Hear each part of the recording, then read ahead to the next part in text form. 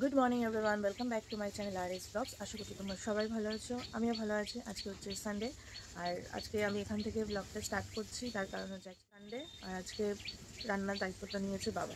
ঠিক আছে, এবার মাছের ঝোলই হচ্ছে, কারণ তার আগের দিন চিকেন করা হয়েছে। আমি বললাম আজকে আর চিকেন নিতে হবে না, তো পাবদা মাছ রান্না হচ্ছে, তো বাবা রান্না করছে। আর আমি হচ্ছে আজকে অনেক কিছু কাচাকুচি জমে আছে, তো সেগুলো রেগুলারলি আমার কাচাকুচি থাকে, বাট আজকে একটু বেশি কাচাকুচি আছে। তার কারণ যখন বাবার জিম, আজকে যেহেতু জিম ছুটি, জিমের সব কিছু, তারপরে কাজে যাও, মানে কালকেই শনিবার ছিল, কালকের কাজে যেগুলো পড়ে গেছে সেগুলো, তারপরে হচ্ছে মানে চকর কিছু আছে। ভাবছি আজকে চকর ব্যাগটা কাচবো, বাট আজকের ওয়েদার দেখো,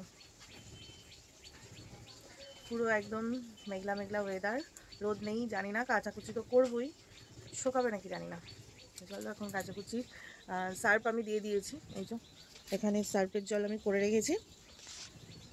শুধু এবার জামা কাপড়গুলো এনে এই কাচাকুচিটা হচ্ছে আমার হচ্ছে রেগুলারের কাজ, কারণ এই কাচাকুচি থেকে আমি কোনো দিনও ছুটি পাই না। যেরকম মানে বাড়ির বউরা রান্নাবান্নার থেকে ছুটি পায় না, সেরকম আমি প্রত্যেক দিন কাচতে হয়। হ্যাঁ, যেদিন চকর বাবা থাকে না, কলকাতায় বাইরে যায়, সেদিনও আমার কাচতে হয়। শুধু সেদিন চকর বাবারগুলো থাকে না, আমার চকর এদেরগুলো মানে আমাদেরগুলো থাকে, বুঝলে।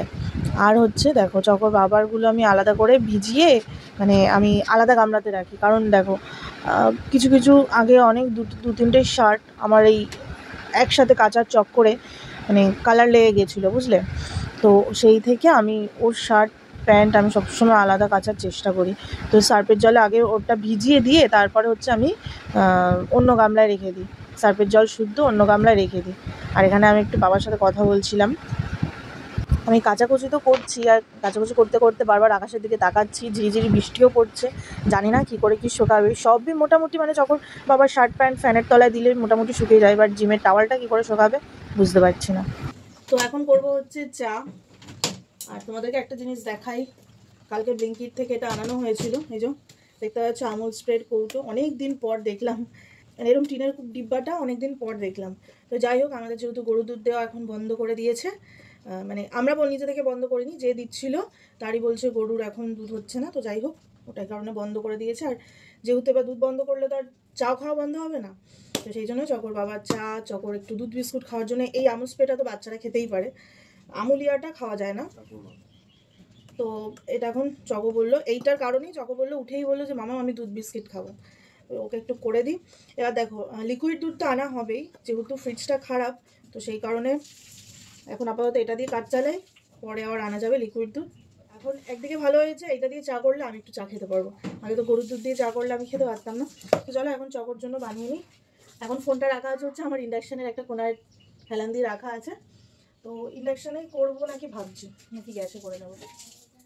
গ্যাসেই করে নিই, তাহলে ফোনটা সরাতে হবে না। তাহলে আমি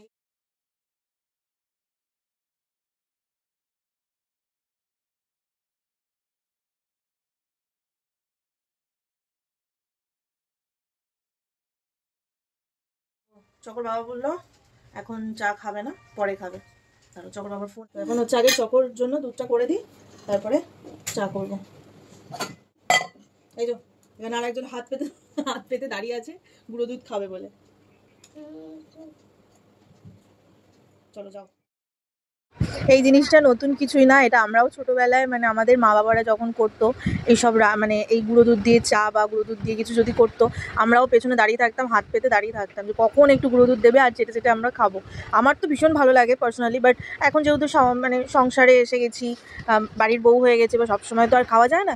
এইটা হচ্ছে মানে আমরা যেরকম ছোটোবেলায় করতাম, এখন হচ্ছে আমার বাচ্চারা ওরকম করে।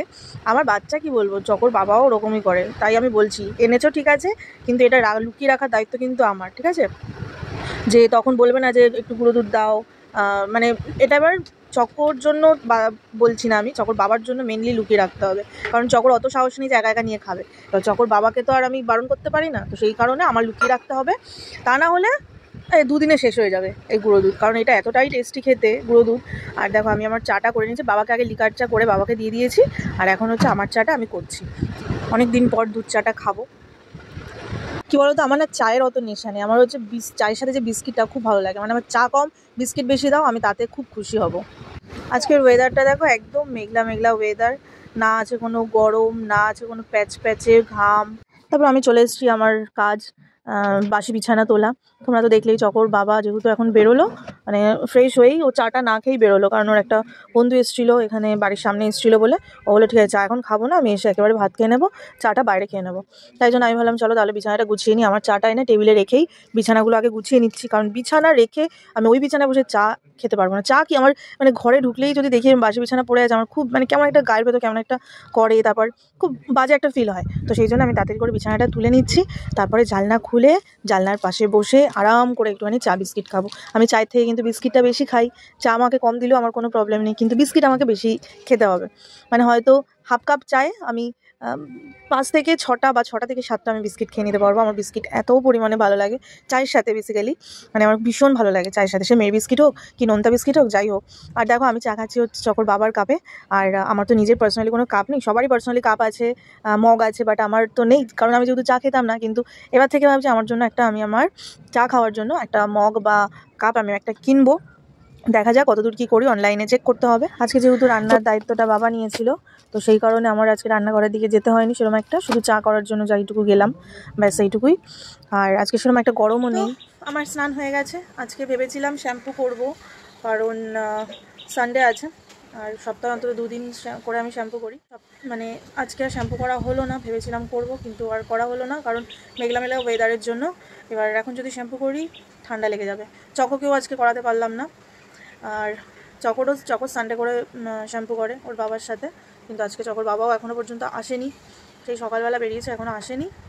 আর তাই জন্য চকোকে আজকে শ্যাম্পু করাতে পারলাম না, করাইনি ইচ্ছা করে, পারলে করাতে পারতাম, কিন্তু এই ওয়েদারের জন্য আমি আর, যদি ওরও ঠান্ডা লাগে আমারও ঠান্ডা লাগে, তো এর থেকে থাক, কাল পরশুর মধ্যে শ্যাম্পু করে নেবো।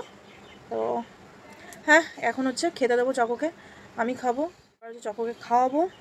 চল চকোকে খেতে খাওয়া হয়ে গেছে, এখন হাতে হচ্ছে একটু থালা।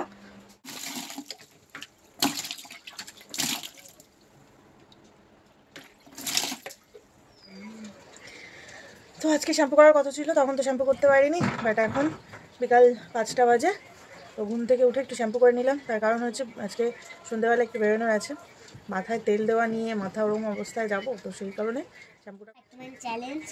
আর এখানে চকো দেখো, এখন বাজে হচ্ছে 8টা 9টা, ওর পাপার জামা পড়েছে। এখন আমি হলো ব্লগ করছি।